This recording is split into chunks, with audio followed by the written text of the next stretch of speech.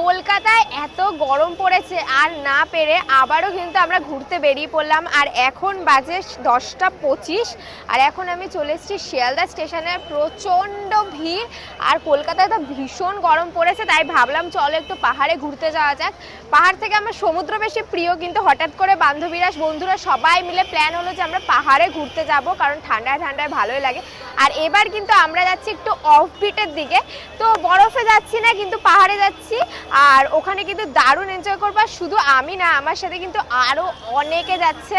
তো তোমরা কি গেস করতে পারছো যে কারা যাচ্ছে? আর আমাদের ট্রেন যেন ছিল 8:30টার সময়, বাট আমাদের ট্রেনটা লেট করে 11:30টার সময় হয়ে গেছে।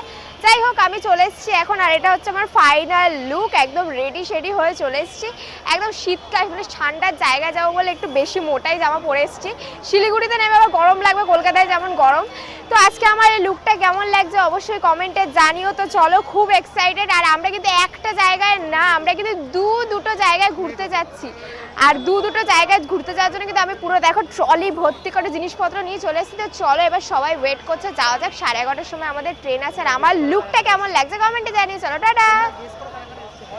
আর তোমরা গেস করো যে আজকে কারা কারা আসছে। আমি তো খুব এক্সাইটেড ওদের সাথে দেখা করার জন্য, কারণ কিছুদিন আগে ওদের সাথে দেখা হয়েছিল, আবারও দেখা হয়ে যাচ্ছে।